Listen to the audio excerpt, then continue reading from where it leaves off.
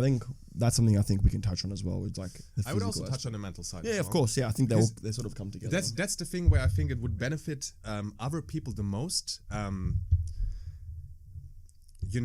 Other DJs always just portray a very put together image of themselves as if they figured their shit out and they don't have problems online because you don't want to show stuff online. But nobody shows you the sleep deprivation. Nobody shows you like the anxiety cost which is coming with it when you're like, you have to go to an artist dinner and there's like all sorts of famous artists and you're like, I've slept 3 hours and I'm really not in the mood right now because yesterday I've been at another artist dinner, I've been talking for hours. Yeah. And it's like, people always just see you and think, okay, he's sort of successful, so he must be happy, because they always believe it's the same with like rich people. If I would be at that level, all my problems would be solved. But then you're at that level and you realize you're not having less anxiety, you're having more. Because now you don't feel like, okay, I'm doing something and maybe I win. You feel like, okay, I'm doing something and maybe I'll get further, but maybe I'll destroy everything I have. So it's like, that's something that's really not talked about. I think especially like content creators, artists, everyone who's online right now, they don't get credit enough, because usually it's fucking hard. You have to be present all the time. You have to be on top of your game all the time. You have to be social the whole time. And it's like, I don't know if you're recording already, but this can stay in. I'm more than happy to keep this in. It's very interesting that one of the most frequent causes of depression and suicidality right now is among content creators. So not only like YouTubers who are like, hey guys, today I show you how to make coffee. Also about artists, everyone who's creating content online, because you're having a much higher probability of feeling burned out because you just cannot go away and disappear for like 2 weeks. You literally cannot. I mean, you can technically, but it just has severe downsides that most people are not willing to take, and it only gets even harder to come back. And people don't appreciate that enough. People are always like, oh, he did this and this is a little cringe, and I don't like people who are like this, and this is like a TikTok raver, and it's like a Instagram. I don't like people who do like videos like that. But I mean, it's fucking hard, man. It's like, the people who judge that way usually are not the ones who actually experiment, because it's not like, oh, I think I'm gonna do content now, and the next day you're already doing amazing content that's like perfectly socially calibrated in a way that you have figured out the perfect balance between funny but still not cringe and ridiculous and everything, you know. So it's like, I think it's very, very hard, and you should always give people some leeway to experiment with themselves until they have found, like, through trial and error, their unique little route they want to take of expressing themselves. Yeah. Well, yeah, that's amazing. Thank you for sharing that. I think I'm going to keep that in as the intro, because that's valuable information that I think, you know, people that are listening, thank you for tuning in already, are gonna value. But yeah, sorry. So that's sort of at the intro, guys. Obviously, welcome back to the podcast. We're obviously glad to have you listening and watching with us. As you already can tell, on today's episode, we welcome someone whose music has taken him all over the world, including here in Australia for the first time. He's all the way from Berlin. It's Part-Time Killer on Behind the Tune. Finally, welcome. I guess we can sort of keep that intro in, but finally, you know, official welcome to Behind the Tune, and welcome back to Australia. Welcome to Australia, sorry. I'm very happy to be here in Australia. I'm also very happy to be at this podcast. It's literally an amazing opportunity to be like, because I'm very, very grateful for just being here, you know, because I know that just like 2 or 3 years ago, I'd be like, I would love to travel to Australia. I just have to get enough money for flights, enough money for hotel, then enough money for doing like sightseeing and stuff, and maybe even enjoy it. And now it's like, I don't want to get into the deep financials, obviously, but like, so much is getting paid for you, and you are getting paid for doing that. It's like, definitely a dream. I mean, there's downsides, but it's like definitely a dream. Yeah, well, you know, you're here now. Now you know how we feel when we try and plan a Europe trip from Australia, all the financial side of it. So, but sort of, how have you enjoyed Sydney so far? Because you've gone Melbourne today, and then you're obviously in Melbourne for the next 3 or 4 days. How have you enjoyed Sydney so far? I know we chatted a bit off camera, but maybe you want to let the people know what you think of Sydney. I absolutely love Sydney, and I think I have repeated this almost like 20, 30 times now since I've been here. If it wouldn't be so far away from the like center of gravity from the techno scene, I would probably consider moving to Australia at some point because it's really, really, really beautiful. I like modern cities that still have like cultural character, which Sydney definitely has.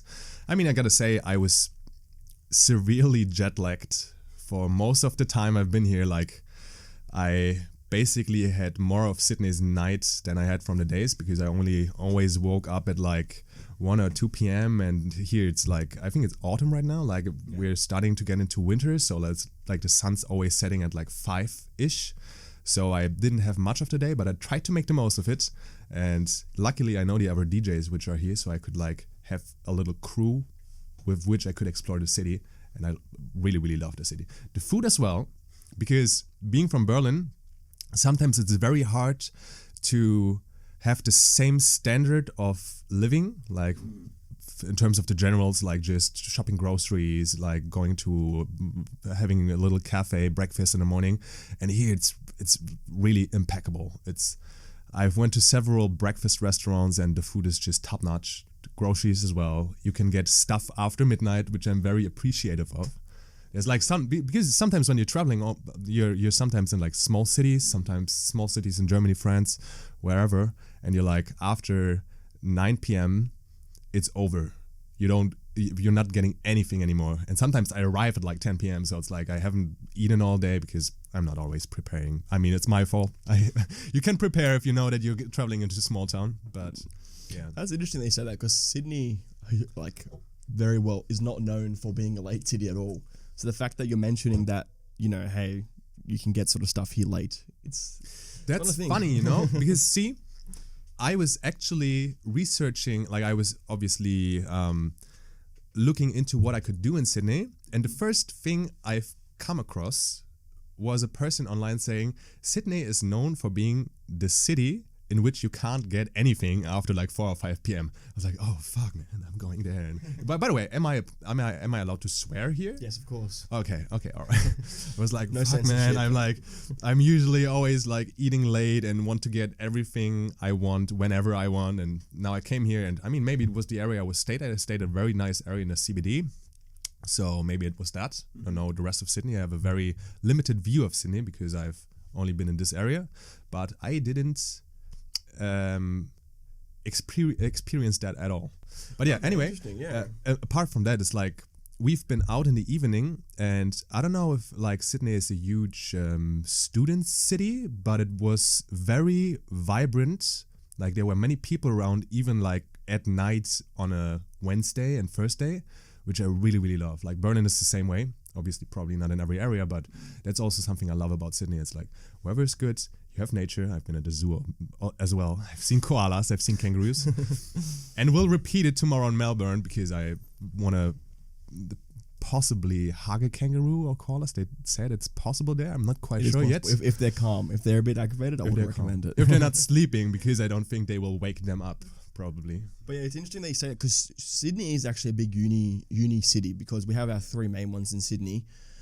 And there's obviously a couple on the outskirts. But yeah, Wednesdays and Thursday nights are usually like the uni nights. And that's probably why you saw a lot of sort of younger uni students. And we have a big international student culture here as well, especially from Asian countries. So a lot of them usually go out and stay out late. Whereas a lot of Aussie students, from my experience, it's usually like the international students that stay out the latest. Especially because in the city, as I said, we've got such a big Asian sort of international, like a lot of Asian international students.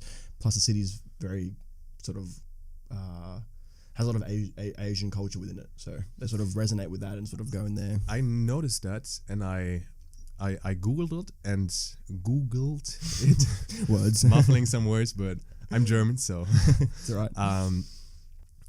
I actually found that apparently the population of Chinese people in Australia has surpassed the amount of Australians, which I find very funny because it's like very, very many people come here to study from China, to like work from China and everything, which I find very, very interesting. And we were in a, there's many like little Chinatowns in big cities. So there's always, that's why I'm trying to learn Chinese, by the way, because it's like you don't only unlock China as a DLC, you unlock every Chinese community in every country in the world, which there is plenty of. Yeah. And the food was just amazing. I love Chinese food so much. So I was like, it was a very beautiful evening. That was one of the evenings where I was around with the other DJs and we were like walking around in the Chinatown, so to say. I don't know if it's called Chinatown, but it was Yeah, very, very, Chinatown. very lovely. It's very lovely. Yeah, no, as I said, yeah, we've got a very big Asian culture here in Sydney. I think Melbourne I'm not too familiar with because I've only been to Melbourne a handful of times. In Sydney we have a big Asian culture, which is probably why you're seeing a lot of sort of those Asian restaurants and obviously Chinatown and stuff like that. But is there anything else about Sydney that you've enjoyed, or maybe even has something that surprised you? I always like asking that question, especially to people that come from sort of overseas and have you here for the first time. I always like to ask, what's something interesting or something that surprised you since you've been in Sydney? I mean, what surprised me is how modern the city looks, especially in the CBD, because there was a cap for skyscrapers, as far as I know, for a period of time, because you have this like big TV tower. What is it called? This like big needle tower with the like Like a satellite? Sheffield or something like that. Sheffield, Westfield, the Where- Centrepoint Tower. Yeah, Yeah, this yeah. tower. And I've read that buildings couldn't be built higher because this should still stay the highest building in town. So I was like, okay, Sydney is like basically just like small buildings. And then compared to Berlin, in Berlin we really don't have many tall buildings. I was like there, and I was never in New York, so I don't have a dimension for that or reference. But I was like, damn, for me it feels like what I think New York would feel like a little bit when you're walking in a central business district. It's like super many people, rush hour, everything's so tall around me, like the streets are wide. It's like that was very, very surprising, but in a positive way. Like I Yeah. loved it. I guess that's the case though. Like I work in the city, so I see those skyscrapers every day. I didn't know Berlin was a sort of, I guess, a smaller building city. I thought Berlin would also be a sort of, tall skyscrapers and stuff. But Not at all. But you'll see when you get there. We have like a few skyscrapers which are not as tall, and they're only like very isolated. So you don't have like an area where you have this like majestic view of a big street within very, very tall buildings. But we have our TV tower. We have like a tower in Berlin that looks pretty similar to the tower here. the Centrepoint Tower, like the Yeah. the gold one. Sorry, Yeah. The one that's gold, revolving. Have you seen it yet? I have seen it. Yeah. Oh, you have seen it. Yeah. Yeah. Well, that's good. I didn't know that. Yeah, as I said, I didn't know that. It was shocking that we've got tall buildings here or skyscrapers. I didn't realize Berlin was sort of thing. How does it feel to sort of have the opportunity now in your music career to be able to travel to somewhere like Australia? It's absolutely incredible, because that's also like, you can call it a little bit of a motto.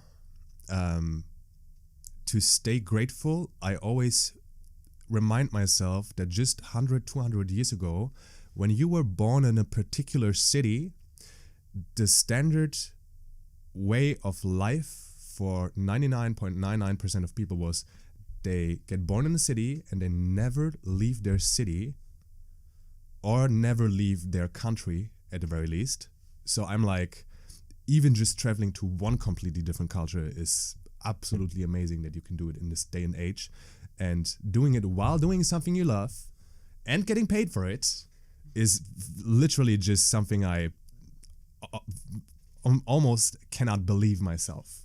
It's like just a genius system I've created there, and I'm very, very lucky to have that, because I've studied biotechnology, and I didn't really plan for my music to work so well. I was like, I've been producing for a very, very long time. I've produced for like almost 9 or 10 years now. I'm 27 now, and I've started almost when I was 17, I think. And I didn't plan for my music to get well known. I was just producing for so long that many of my friends were like, hey, that's really good now, you should release it. And I was like struggling, oh, do you really think I should release it? It's like, I'm so insecure about my music. But then at some point, I found the bravery to just do it. And it turned out well. The first track, funnily, turned out really badly. And I deleted it like 2 weeks after. But everything after turned out really well, and yeah, it's taken a course I'm really, really happy with, and I would have never expected that. Like, that's something I want to. That's an aspect of my career that I can just take and give as advice to every other producer, which is when you are sitting on like 20 tracks on your hard drive, on your MacBook, wherever you produce, they may be incredible and you may post one of them and it blows up or semi blows up, and you may have a career in 1 month or 2 months and you just don't know. Even if you yourself think the music is shit or like sounds too different, it's not what like even if you don't think it sounds different enough, it's like you don't know yourself because you don't have the objectivity anymore, listening for something for 50 hours on end that you made yourself. Sometimes I go back to older tracks of mine and I forget about a track I produced maybe 6 months ago, and 6 months later I come back to it and listen to it with such a new, fresh perspective that I'm like, oh, what the hell? Why didn't I release this track? This is insane. And I'm like, you cannot tap into this perspective when you're producing the track. So it's like, yeah, where my music has taken me now is absolutely incredible. I would have never expected it. And the only thing that made me achieve that now, like I'm not super big or anything, but I'm very, very, very grateful for what I have. I think there's many people who struggle even more, is that I just posted music somewhere. I started just self-releasing my stuff. And it's like, you really cannot fathom where it might lead you if you just put out your art, whatever it is. Yeah, that's a good way to put it. I think my biggest sort of takeaway from interviewing a lot of DJs in this podcast has been that, and producers, is that releasing tracks seems to be the hardest part of it. Not actually making the track is obviously difficult, I'm sure. It's obviously a long process, but I think the mental side of it, of actually releasing the song, can be so detrimental for people's like careers, I guess. Because as you said, you don't know, out of those 20 tracks, one of them could be the thing that takes you to the next level, but you just, because you personally just don't enjoy it, that could happen. How have you sort of overcome that barrier or challenge of releasing tracks when you sort of to yourself think, oh, should I or should I not? How have you sort of overcome that challenge? The thing is, I had a period where I was already wanting to release tracks, but I wasn't brave enough.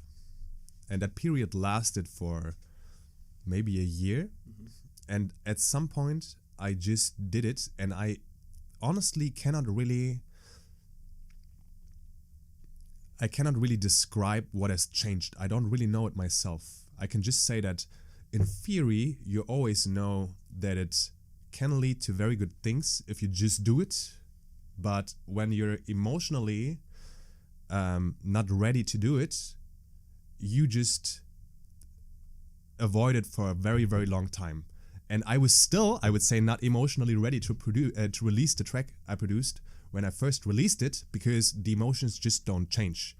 At some point, you're just so frustrated, I think, that you just do it. It's with many people. It's with many things in life that when you really want something, and you're too shy or too insecure or whatever, it's like when you're not doing it, but still having it as a dream, there's a growing feeling of resentment and bitterness towards yourself. And I would say for many people, this has to grow so strong that this becomes an incentive that's bigger, that's making their emotions so big that they want to release the track more than they want to like keep being at that state of being like, oh, I don't want to release it, I'm too shy.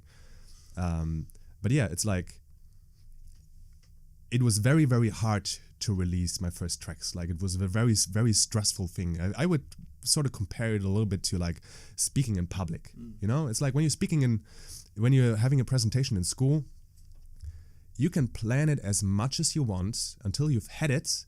You will still get incredibly nervous while doing it. It's the same thing with releasing music. It's the same thing with like posting on social media. It's even the same thing with just posting different content on social media. So yeah, you have to overcome a lot of fears on your way to becoming an artist that's meaningful in any way. Yeah, it's like you grow from those things. Like, I'm sure you probably feel a lot better about releasing current tracks than you do when you first released your first track. I mean, that's what I always also tell people that approach me and be like, hey, I'm like, you did it. You're now where I would be so happy to be at. So you must be so happy with where you are. You're never happy with where you are, because the problems just change. Now it's not about, oh, I'm thinking, should I or should I not release music? Now it's like, oh, I've boxed myself a little bit into this niche genre. Can I really now release a track that's sounding a little bit different than that? Or will I alienate my existing listeners? So it's like, and that becomes then just as, like, that impacts you just the same emotionally as the first, like, ambiguity of if I should release my music or not. And then that's the new challenge, and you have to try it and see how you feel, and if you want to, like, get out of your box of niche music that you already did or not. And only once you've done it, you know how it also impacts yourself emotionally, and you'll be like, okay, do I further want to pursue this route, or do I want to, like, just stay at what I'm doing? And that's something I really struggle with right now, because contrary to popular belief, I don't only like trancey music, because my most well-known tracks are very, like, trancey. I like many different styles of techno, but just to build a very clear brand identity and, like, artist vision, that people really know you as a name and be like, oh, this artist is about that they can actually understand it in a clear way. You have to niche down in some sense, at least at the beginning, I would say. It's like, maybe when you're, like, super big and you have, like, 500,000 followers, people don't care as much. But even then, it's like, it's a very intricate thing of being known for something, but still being able to experiment, you know? Like, Post Malone now couldn't just start doing classical music. It would be so fucking far off. I mean, I feel like he could if he really wanted to. People would probably accept him for it, but the thing, even just yet, he's done, like, trap pop, and now he's doing more, like, rock pop, and that already is alienating lots of his existing fans. So I always tell people when they're like, oh, how do you think people will react if I do this? I'm like, it's all a matter of, like, percentages. If you do something that's different, there will always be existing listeners that don't like the new stuff you're doing and like the old stuff more. But maybe, if you're good, there's a higher percentage of people that also like the new stuff and appreciate you for that. So it's always a little bit of a gamble. You cannot be sure until you've done it. You cannot even be sure if you like it yourself before you've done it.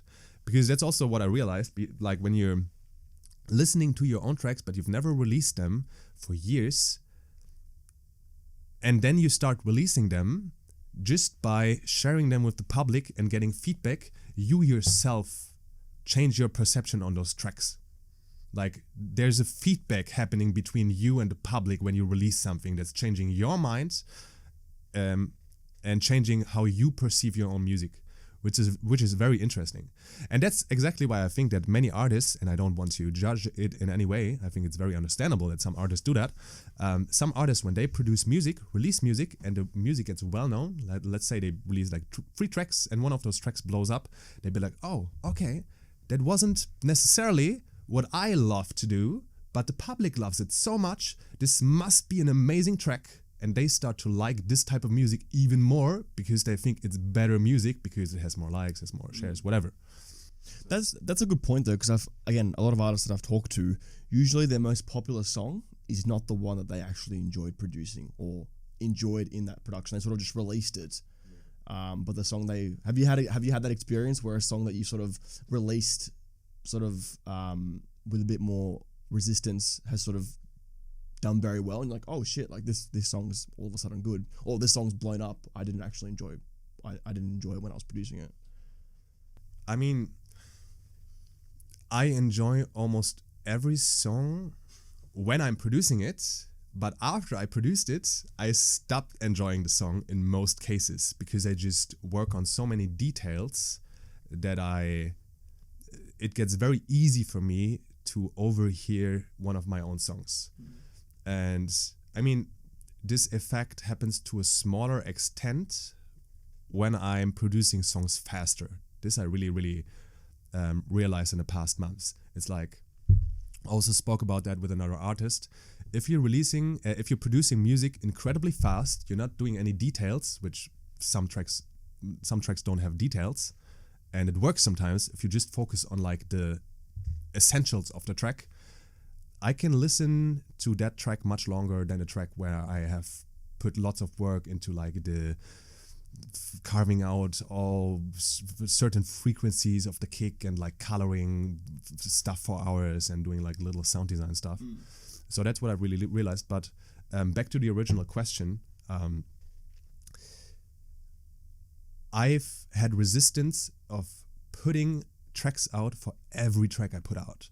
Because whenever you're releasing a new track and you had success with anything in the past, and I was very fortunate to releasing track after track, and they got more and more successful over time. So whenever a track got more successful than the last one, I felt like I've adapted to a new baseline of like whatever you want to call it, fame of the track. So it's like the last track got 5,000 streams and the next now it gets 10,000 streams, and then you want to release the next track and you're like, okay, will I get even further with that, or have I reached a point yet where it's gonna drop again?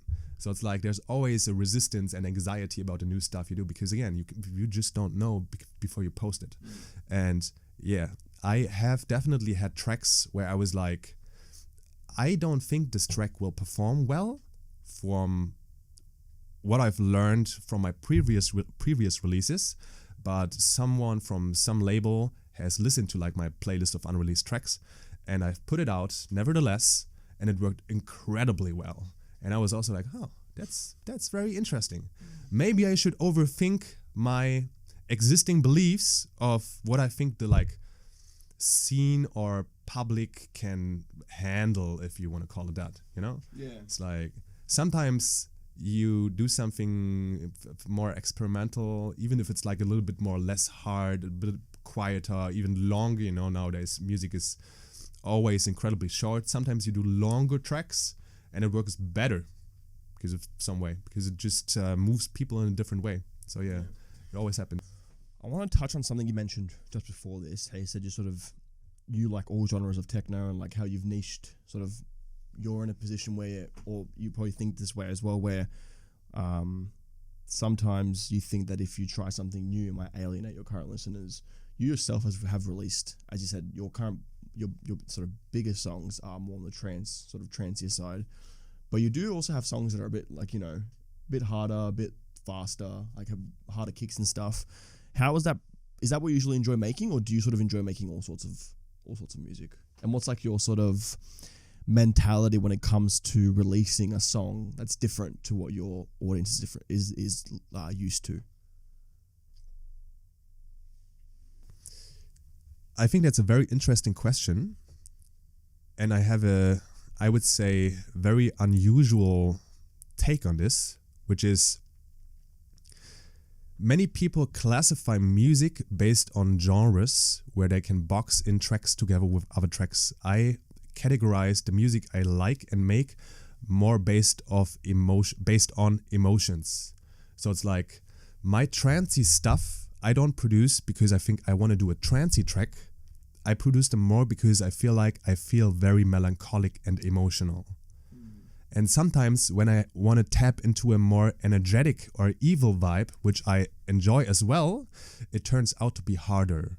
And I tend to fluctuate between all sorts of different emotions of music I like personally, because it just keeps it interesting. So whenever, nowadays it's like, whenever you do a track and then in a drop, there's a psytrance bass line, and anyway, there's always comments being like, oh, you produce psytrance now. And it's like, okay, so every element of the track is classical techno or hard techno or whatever, but because of one bass line, it's all of a sudden psytrance. I don't think in those concepts, I would say personally. I really just feel like, even in my sets, I want to have a variety of emotions. I don't want to feel melancholic for 2 hours straight. I don't want to feel evil for 2 hours straight.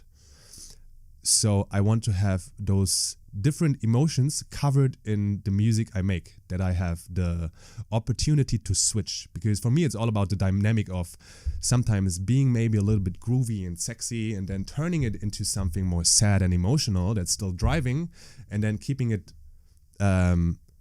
going back to groovy, and then maybe going a little bit harder or more evil, because I just find it very moving for me, myself, emotionally.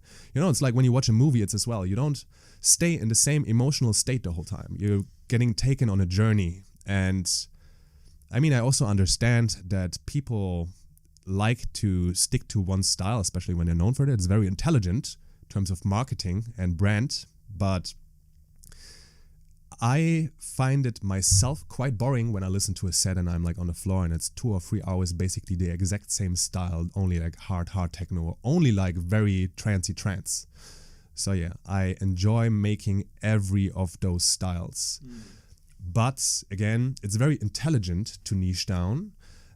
Props to DJ Heartstring. I would say DJ Heartstring are marketing geniuses. Their way of doing stuff, you can really learn a lot from them in terms of portraying yourself to the public in an intelligent way that makes them digest your music and your brand very easily. It's not shallow in any way. It's just very clearly communicated with the public. And I'm less clearly communicated because it's a little bit more difficult to explain, hey, I'm like this multi-factual artist that sometimes switches genres and also produces different genres, than being like, I'm exactly this and I do only this and that's what I'm known for. If you want to be like in my scene, you can come here, you know, because just as with, you could push the boundaries too far. If I would go to a techno party and I would now start to make a hybrid half techno, half trap DJ set where I play like Cardi B and I don't know, Lil Uzi Vert and whatever, people would be like, what the fuck is he doing? And you have the same effect on a micro level within the different genres in the techno scene. So it's also when you're like on a pure groove party and you all of a sudden play a hard techno track, there's going to be a certain amount of people who be like, what is he doing here? Like, I don't think that's what we came for, because we're at a groovy party. It's like basically a little gathering of a niche of the scene, and you never know to what extent it's really niche down, you know? When I'm nowadays, which I'm very, very happy about, there's many parties where there's like a trance stage and a hard techno stage and whatever. But again, when I want to listen to a set on a certain stage, like on a hard techno stage, even if it's the hard techno stage, I really like when there's someone like Trim playing who's not only playing hard techno but takes me on a journey on that stage, because many times a certain stage has a certain like feel to it because of the sound, because of the architecture of the room, because of the light. Sometimes one stage is better than the other. I don't want the best stage to only have the same music for 10 hours straight. Yeah. So you sort of produce your music based on the emotion. You're very emotionally driven, I guess, when it comes to producing. And I'm very, very emotionally driven. I look like a very, very rational guy, and I am, I assume. But yeah, in terms of music, I'm very, very, very emotional. Like, I think that's good. I feel like music shouldn't be logical, in my opinion. Music is meant to be emotional. It's a creative pursuit. It's a creative art. Yeah, I agree. I feel like it shouldn't have. There has to be logic in it, obviously. You can't just just go off the rails. Yeah, there's rules to the madness for sure. Yeah, like you have to learn concepts. But there needs to be. I think that's a good approach. I'm sure most people listening probably also take an emotional approach to music. It's like if you're feeling a certain way, your music's going to reflect that. You know what I mean? So I think you bring up DJ Heartstring, sort of like following on from that, how they sort of marketed themselves. They sort of they've created their own little genre as well, in a sense. So yeah, but I think, as I said, emotionally driven music, you usually hear it as well with most people. You'll be like, oh, okay, this is this sort of mood. This is that sort of mood. So. And it's, there's some tracks where I get more emotional while producing the track even than for others. And I've noticed that when you yourself feel the track very deeply, it usually connects and moves people more than when you don't feel it yourself as well. Like, I produced A Million Tears. I don't know if you know the track, but it was a track I produced, and I was having a pretty sad day. Literally, I was like very sad, and I was like, okay, usually when I'm sad, I'm like binge watching YouTube and eating garbage food, but you know, I'm like sad but still disciplined a little, so I think I'm just gonna produce today. And I produced this track, and I was like very, very sad while making it. So I was like really, it was a very intense emotional state I was in while producing, and I think it shows in the music, like it shows in the like emotional atmosphere I built in the track. And yeah, I really think that's a great power to tap into. You can get into those sorts of states, because many people, which also works when you're a very good producer, they deconstruct producing music in a scientific way. They be like, okay, I'm gonna take these 3 artists, analyze their way of doing stuff, and I'm gonna basically do the very same in terms of structure. I'm taking a screech or trancey bass line, and I'm gonna like do some melodic chords in the exact same style, and you can basically recreate styles with adding your own touch just without feeling any emotion at all. Maybe you'll feel them in the process when it's a very beautiful track, obviously, but it's possible. But I just found that it's not the best way for myself, because the tracks turn out better when I get really emotional myself. Yeah, it adds a bit of like a uniqueness to the track as well. Yeah. Like you can't really hear it anywhere else because you have your emotion within that track. So like no one can really copy it in that way. I mean, that's very funny that you say that, because I released a track of mine, and I was also getting very emotional while releasing that track. And turns out it wasn't as unique, because someone wrote me a huge text on being like, hey, you stole the melody from this deep house track. And I was like, oh, did I? I've never heard this deep house track before. And I like listened to the melody, and it was indeed sounding a little bit similar, but I was like, okay, that's funny. I mean, there's only so many possibilities of creating new melodies from scratch. I do most of them from scratch, but still, like, there's a low probability of you recreating something that's already done that sounds pretty similar. So that's funny that happened. Yeah, that's really fun. Do you want to expose that track? What track was it that you copied, or what track? I don't know. I don't know what the track is that I copied. Or not, words are copied. Copied is a strong word. No. The thing is, it's like I don't listen to deep house at all. So I was like getting sent a track, so I wouldn't even know the name of this track. I just know the name of my own track, which is Swallow. Okay. Like a track that I released as free download, like the melody of that track. But I don't know the other track anymore, because I've only listened to it once for 2 minutes, and I was like, oh, that's interesting. Okay, back to other music again.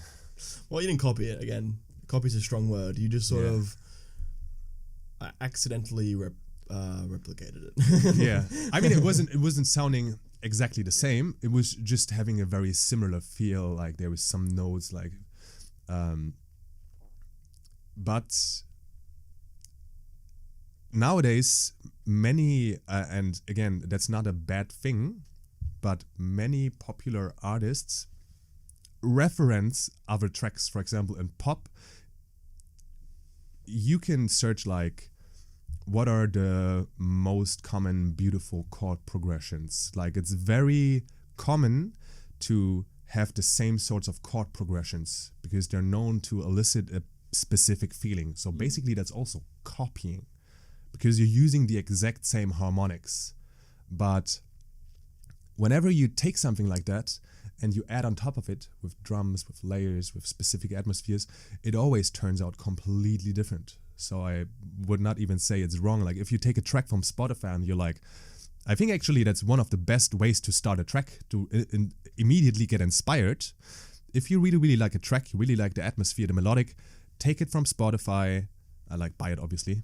But like, if you found it from Spotify, buy the track, take it into Ableton and see what chords it's playing, see what kind of melodics it has, and try to recreate a certain feel, and then like just adding on top of it, making a different like top melody and stuff. It's what very many like popular music producers and engineers do actually, and I think it's a very nice way to get inspired at the start. Yeah, just sort of like get that creative juices flowing and become creative and stuff like that.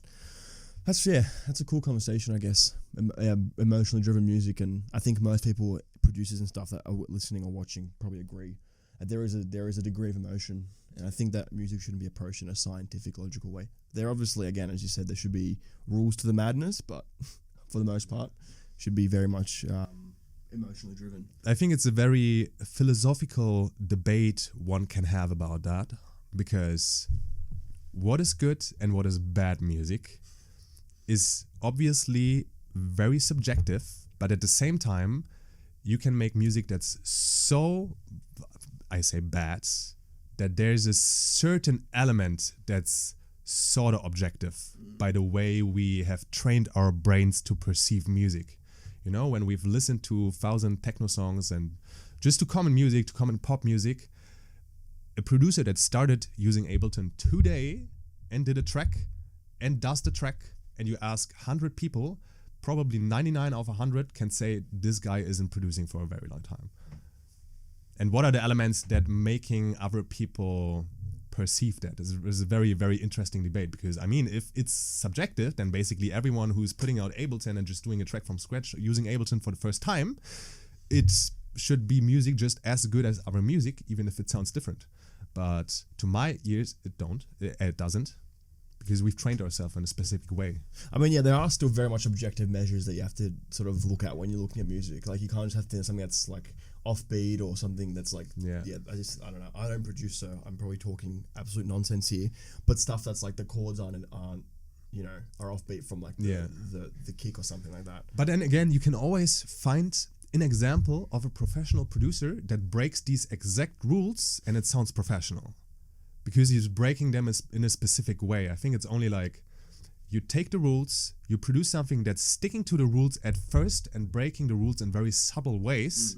So it's very hard to tell someone, because I've coached some people who were starting to produce, and it's sometimes very hard to communicate how they can improve when they be like, but in this track it's done exactly the same.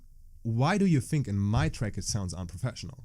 It's sometimes very hard to explain, because it's really about like the nuance of only breaking the rules very, very slightly, which sometimes they don't even have the trained ear for that. So, and maybe sometimes it's just the most innovative music in the world and I'm just ignorant. It could be the case as well. It's like a prodigy's there, but you just don't see it. Yeah, because I think there are some artists that I listen to their music and I'm just like objectively thinking like, this doesn't sound that great. But then I'm like, subjectively, this actually sounds awesome. So it's like, I guess you sort of, objectivity becomes subjectivity eventually at some points. Yeah, you were telling me in the car that it's hard to adapt your sort of body clock to a whole different continent, whole different side of the world. So it's alright. I don't think anyone's judging you, but 2 Red Bulls is fine, especially because you got to play 2 shows tonight as well. So yeah, he's just trying to battle through, and then after that you have a rest for 4 days until you're off to China. Correct? Nah, I'm like, I can rest Sunday, but then Monday I'm doing another podcast, not a podcast in talking format, like but an actual mixing podcast, which is a very uncommon concept actually, because it's a podcast where they take tracks from your USB and randomly generate the next track you're supposed to play, which I gotta admit I'm a little bit nervous about, because I have classical music on my USB drive, I have hardcore tracks, I have like classic trap tracks. Don't ask me why, but if those tracks get chosen, I will have to play them in a set. I've actually seen that. This will be super, super interesting. I have seen that. Friend of the show, Gez, who recently was in Australia, actually just did a mix for those guys. I forgot their name. Let me have a look if I can find it. I can't, but I know who you're talking about.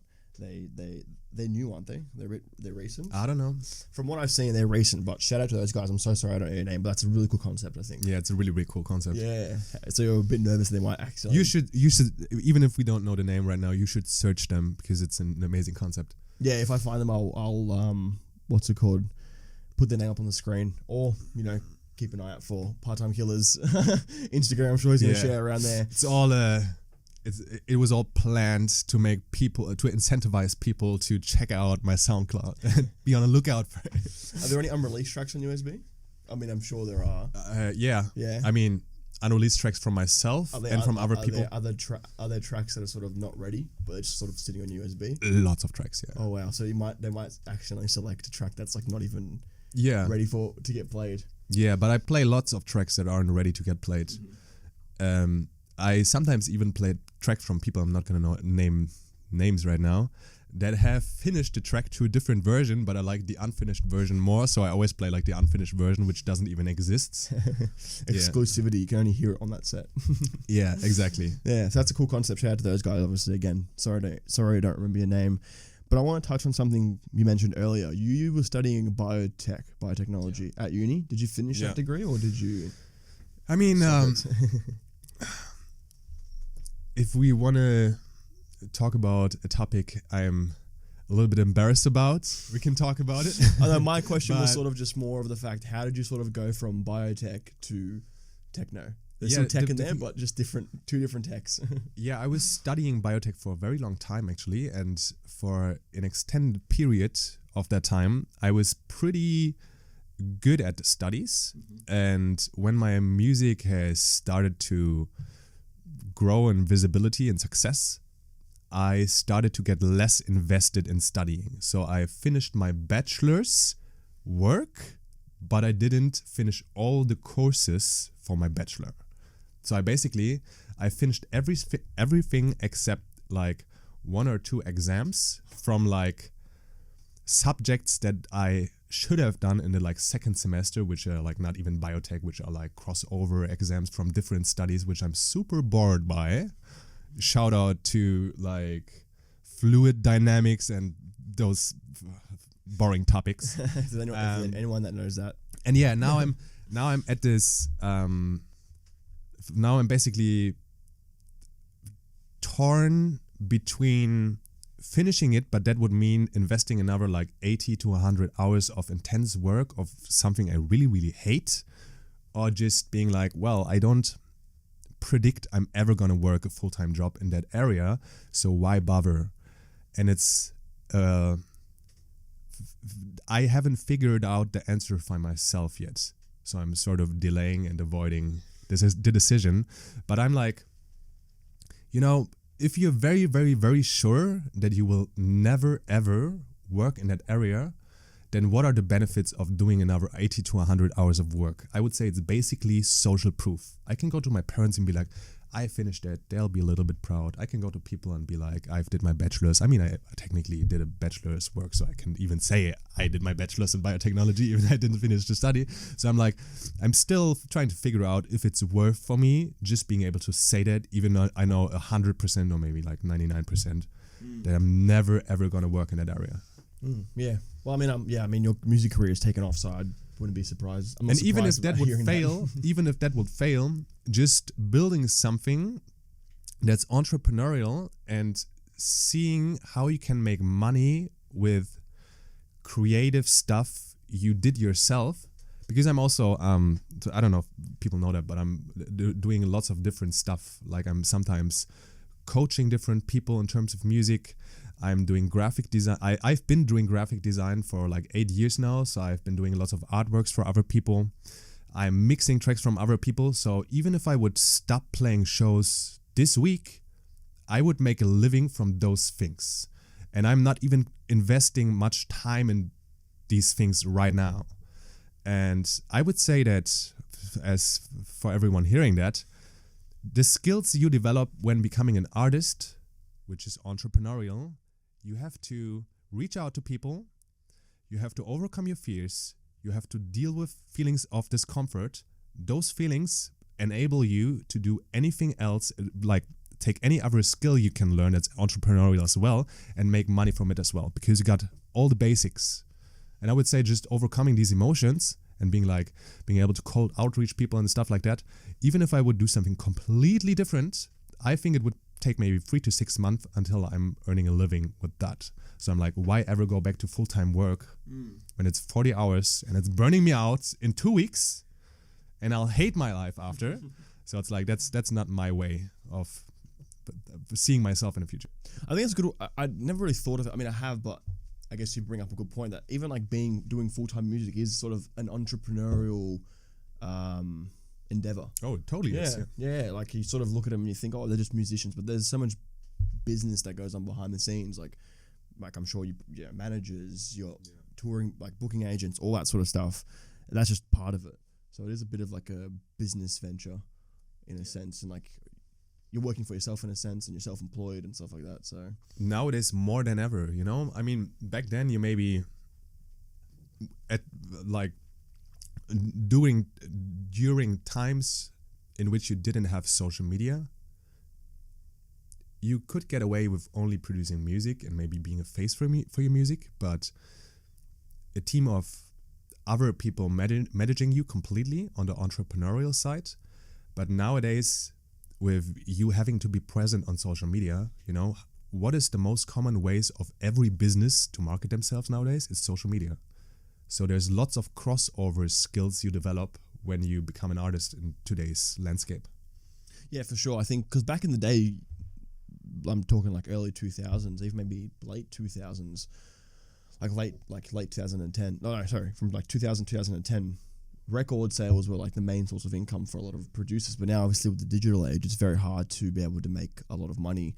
And obviously, Spotify is not the greatest platform when it comes to making money. But as you said, you're sort of forced to diversify the way you sort of conduct yourself in terms of like marketing. You can't just make it off record sales and shows now. You have to have something else. Like you said, you're doing coaching and you're doing graphic design and stuff like that. So it's very important to do that stuff as well. I would say what you say exactly. It's very hard to make money off record sales nowadays, but I wouldn't say it's hard to make money online. I would say it's pretty easy. It's just not what we used to do. And because of that, it's feeling very like out of the comfort zone. So you have to jump over your shadow and be actually willing to, like, as I said, cold message people and try different things out, develop, like, I mean, everybody hating on that sort of stuff, like doing coaching programs, selling like PDFs of you doing stuff. But let's be honest, it's like when you produce a track, it gets 1 million streams, you get $3,000 from Spotify for the 1 million streams if you have 100% of the rights. If the track gets 1 million streams, which is incredibly unlikely from the start. And you usually have more like 10 to 30% of the rights, especially with the track that gets so blown up, because usually people helped you with that. Like you had other producers or a label that has pushed you into big playlists and stuff. So you really cannot expect making big money from releasing music anymore. And it's sad. I would also wish that the environment of the modern technologies would be more tilted towards only rewarding the music making, but it's just not the case right now. So it's like you have to be creative, and people who get creative, no matter if you like what they do, if they find a way where they can live completely independently, good for them.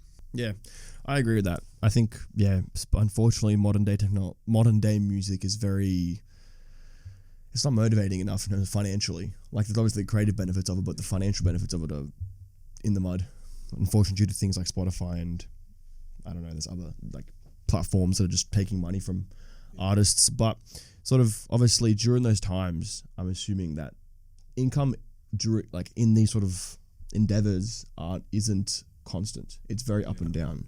It is. Yeah. How do you manage those expectations of, like, you know, 1 week you might have a really good week, and then, you know, you might have 2 mid weeks, and you might have like a whole bad week. So how do you manage those fluctuations and expectations? It's a very good question. I don't. I just take it as it comes. The thing is, I think that sort of depends on your personal standard of living, because what I spend my money on is usually only music related stuff, or like experiences I have, like whatever, traveling, going to the cinema, like the classic stuff like that, but going out for dinner. But I don't really buy lots of stuff that would be expensive. So I basically just have to cover my rent, and apart from that, I'm only investing in my music business, And that way, it's like it gets easier if you can balance your income with taxes. Like if I'm in Germany and I have to pay like 30 to 48% taxes depending on what income I have, it would be incredibly hard to deal with those fluctuations when you always have to put aside money or like pay money up front for the government. But when you're only investing in your business and what you're paying for is what you can balance out with taxes anyway, it's like you don't really need a lot to get by. And I mean, I'm talking from a very privileged position here, because nowadays, and we could also discuss if that's bad or not, but nowadays you get paid very good fees in the music industry. Like for having shows, it's much better than it was like 5 or 10 years ago. And many promoters are like, how are we supposed to stem those amounts of money when like sometimes people with like hundreds of thousands of followers take like fee of $50 or $100K or whatever. So it's like really a lot. And even on my level, again, I don't want to talk too deep about the financial stuff, but it's like you get paid very well. So if you don't adjust your lifestyle to now only buy like very expensive clothes, Rolexes and whatnot, it's not as hard that it fluctuates. But in the beginning, it definitely, that's again the thing. With being someone who has fluctuating income, it creates a sense of anxiety that you adapt to. You desensitize to a point where you know how you can stay safe. And even if you mess up, even if you pay too much and you don't have money and you have to pay rent, usually you figure out a way to do it. Because when we are under pressure, we always figure out a way to do it. I once had a girlfriend who was from America, and she didn't know how to pay the next rent each month, or like for 2 months or so. And I was like, why are you not so stressed about it? Like, I would be freaking out right now. She's like, I'm used to it. It's been like that for years now. And I've noticed I just always figure out a way to make money when the pressure gets dialed up. So I'm like, well, that really, really makes sense. But I just couldn't convert that to like my own way of thinking, because it's just so different to what I would feel in that same situation. But yeah. Are you a type of person that values security, or do you sort of not worry about sort of fluctuations in life? I mean, it's a little difficult to answer, because I'm definitely a person that yearns for control in most areas of my life. Like, I always try to make sure that I get what I want. And whenever I don't have a way of being sure, it stresses me out. But again, just by becoming an artist, you get forced to deal with situations where you don't have any control at all. And it's, as I said before, many situations as an artist are just a gamble. So you have to take the risk, you have to take your chances. And again, I think it's a skill you develop over time. The more often you are in that situation, the more often you get used to it. But I would say innately, everyone wants to have security before you learn to deal with insecurity. Yeah, it's good. That's a good way of putting it. Everyone wants security before you learn to deal. Yeah, but I would say I'm definitely like, when you, if you take like the average, I'm definitely over average in terms of wanting security. Like, I used to be from now. I'm not anymore. Now I'm probably trained myself to not be that way. But in the beginning, I definitely was that kind of person from my personality. Makes sense. Like, I feel like everyone values and craves security, because like, why wouldn't you? Why do you want to live in a constant state of anxiety? But I also want to touch on what we were talking about at the start, before we sort of, while we're recording, before the intro and everything, how we sort of just got into the sort of mental and physical aspects of DJing. And obviously you don't tour, but you travel a bit around Europe for your shows and stuff. And we had Trancy Tom, who's a good friend of yours, shout out to him, who was on here literally a month ago, who was also talking about like the mental side and the things that you don't see as a DJ, like as you said, the exhaustion, the physical strain it has on your mind and your body. Sort of, what's your experience with that stuff? And obviously right now I feel like is a great example because, as I mentioned already, he's very exhausted. So again, I am fucked up. Yeah, so it's the perfect time to talk about it. How are you feeling right now? I'm feeling exceptionally well for the circumstances I'm in, actually,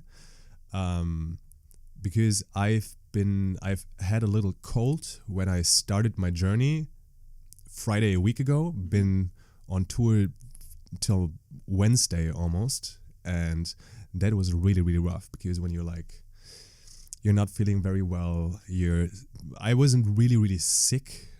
I'm not sure, maybe I would have canceled if I was sick, but I was feeling unwell to a point that I definitely wouldn't do sports and stuff. So traveling for like 30 hours and then the whole weekend before then is very rough. And you are sometimes in a very, very negative state if you have to endure stuff like that. And people usually don't really see that anywhere online. So that's maybe more like physically demanding than mentally demanding, but anything that's very physically demanding becomes mentally demanding, right? Yes. So when you're in that state and you just feel like, I want this to end every second of it, it's very hard, and you appreciate all the good stuff, but sometimes people really, really don't see how bad it can get sometimes when you're like sleep deprived, and then you're looking like you're sleep deprived, you have no discipline at all, you've been eating crap for days, you go on social media, you see, oh, this post is working shitty, and there's a few hate comments, and like you feel like you've abandoned your friends and family from home because you've been so stressed the whole time, and like you have like 20 of unanswered messages, you just feel like shit, and then you're getting a little bit sick because of all the sleep deprivation, and you still have to travel for like 8 hours. It's a very unpleasant state to be in. But I would also say that those experiences get better because you learn to deal with everything. Because I would say the way our human brain works is always, when we stay in an uncomfortable situation for an extended period of time, it usually gets less uncomfortable over time. Just as when you go into a room and the room smells terrible, after being in a room for 10 minutes, it smells less terrible. Not because the smell has changed, but because you have adapted. And I would say it's the same with everything regarding physical and mental health in terms of DJing. If you don't fight your own state too much, if you try to accept it a little bit, it gets better with time. But it will also get better with time if you fight against it, but it will get better much slower than when you actually try to accept it. Yeah. But I mean, and what I do with it is I meditate a lot when I'm on the road. Like I've meditated for years since I was like maybe 17 or so. But that's something that's really grounding you when you're on the way. And I don't want to get too deep into meditation, but it's really not like, oh, you're on a plane and it's loud and you're like sleep deprived. How can you meditate well in that setting? Like meditation is not about being perfectly able to shut down your thoughts. Even just not being on your phone the whole day and not be just like jumping around from distraction to distraction is very, very calming for your mind always. So just taking like 20 minutes in the midst of all that like chaos and taking a little break and not having any input at all while being awake, it's very, very calming and healing for your mind when being on the road. I think that's like even in general, not even being on the road, I think obviously DJing and producing like techno music is so, and being in clubs, and it's so like loud. Yeah. So like even taking like a moment to just sort of pulling away from that and just making sure everything's quiet, because I'm sure even like when you're not in clubs, all you're hearing is like these sounds because you're constantly producing music or you're something like that. So I think it's good. I'm sure a lot of probably, I've heard that it's a different feeling when you get pulled out of a club from all that noise, and all of a sudden it's all quiet, like crazy. So yeah, it's sometimes you can get lonely because I mean, I'm trying to optimize my health while touring as much as possible, which usually means that I like don't go to after parties. I'm usually alone in the hotel room after my gig, so it's like you're in a club, you're having very nice conversations with many people, you meet many people, and then it's like all of a sudden you're outside and all the noise gets sucked out of it in a second, and you're just in complete silence on your own, and it's like such a huge contrast that sometimes it feels a little weird. Sometimes pleasantly weird, but also sometimes you're like there and you're like, you wasted, and you're like, okay, now tomorrow I'm traveling for 10 hours again, and it's sometimes a very weird feeling, and sometimes you get a little bit lonely. Sometimes you're just very happy to have some me time. But yeah, it's definitely quite something. Very, very interesting state. Especially because you are most of the time playing very late, like past midnight. Yeah. Or at least in Sydney, or like in Berlin, I'm sure you've probably played till 5 or 6 in the morning. Yeah. Maybe even later. I don't know. So it'd be even like that's even more challenging. The fact that you're already so tired and exhausted from all the noise, but on top of that, you're also leaving the club at like 7 a.m. Exactly. But when you're playing very late at night, let's say you start at 4 or 5, you can sleep before. Yeah. And I usually do that whenever I'm playing, like even when I play at 2 or 3, I try to sleep before. And I've adjusted my circadian rhythm in a way that I go to bed at 8 p.m. even during the week. So when I'm sleeping at 8 p.m. before a gig, because I just stick to my usual schedule of sleep, stick to my usual circadian rhythm, I'm already having 6 hours of sleep when I wake up at 2 a.m. And that's a fucking game changer. Like, if you're in a club, you've just woken up, you had like 6 hours of sleep, going into the club, everyone's like, oh man, I'm so tired. You're like, I've just woke up, give me like half an hour to like get ready, because it's still in the middle of the night. Like, obviously I'm gonna be tired when I wake up, because like not my usual time of waking up, but I'm like so incredibly fit. And the good thing is also, when you sleep before, you don't get sick anymore, or not sick as often. But when I was starting out, and that's also something that people like usually don't tell, because it's like, when are you getting even just a little bit sick as a DJ, it's always a question, okay, do I cancel the gig? Because I also don't want to make anyone else like on a plane sick. I don't want to travel sick. I'm like, the promoters, the club, it's like, you have to take care of other people as well, and not just push through it. So it's like, I think definitely there's some DJs who are like, oh, I was in a club with like 39 degrees fever, and oh yeah, I'm like, look at me, I'm so good at handling everything, like nothing can stop me. Like, it's nothing you should be proud of, I would say. Like, I get it sometimes when you have a very, very important show and you're like sick to a point where you think you can still manage it and be like, I do it anyway.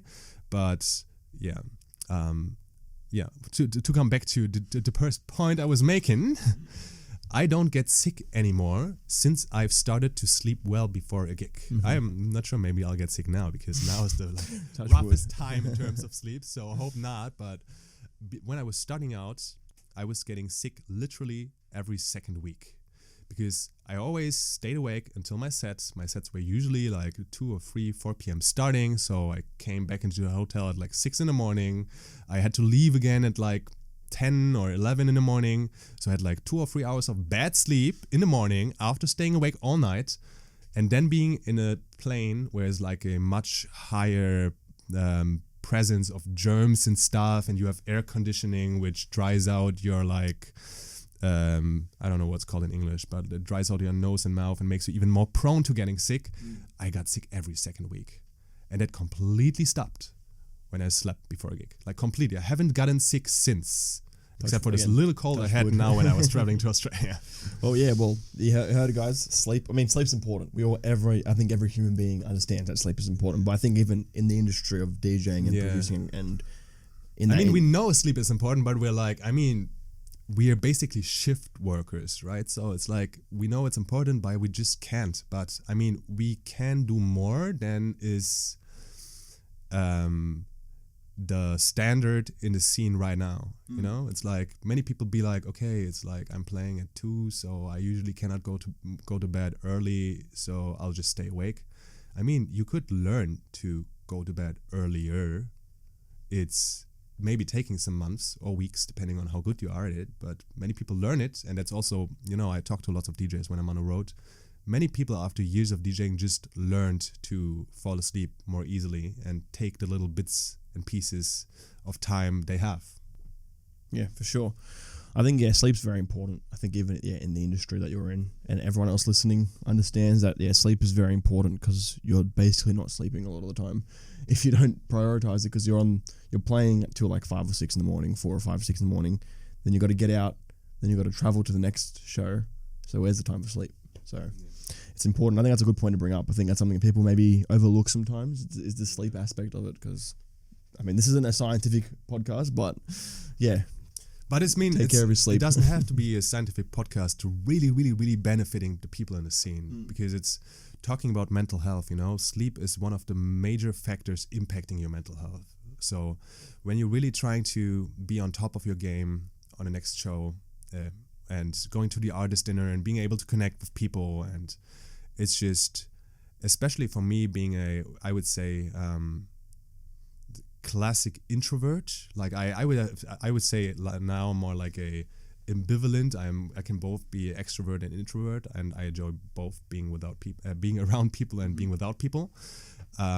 But there's many introverts in the scene, because many producers are usually introvert, because being introverted is an advantage when it comes to producing music, because you can stay in front of the laptop for like 8 hours and be fine with it being alone.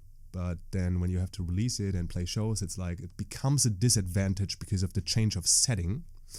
So that's also where like just taking care of your body can really, really benefit you, because when you're then going to an artist dinner, maybe you're a little bit nervous because there's people that are way bigger than you that you have never seen, and you'll be like, okay, I would appreciate if those people would like me and not hate me. So it's like you're more confident and more comfortable, more calm, less anxious when you take care of yourself a little bit. Yeah, 100%. I think that's important. I think a lot of DJs maybe at the start, maybe it's sort of, you have to come to that realization that your body sort of can only be driven to a certain point. Because I feel like maybe at the start you sort of like go, but then eventually like I can't keep going, or I'm going to like literally just burn out and crash. So I think there are probably moments of realization where like, now I need to look after. Well, did you sort of go through that, where you sort of, when you first started playing a lot of shows, you were sort of like very much like go, sort of not really thinking about your health, but then eventually you were like, now I need to take care of it? Definitely. When you're starting out, it's all just so exciting that you think, I'm gonna do what I've always done when I'm going partying, which is I will consume stuff, only legal substances, of course, and I'm not gonna sleep. Yeah. Because that's how I always partied, and now my job is partying, so I'm just gonna continue what I've been doing so far, but it's not working. You pretty quickly realize that it's not working when you're doing it twice a weekend, and you're not like doing it twice a weekend, but you're also traveling in between. So yeah, I was definitely, as I said, I got sick every second week when I started off having like shows every other weekend.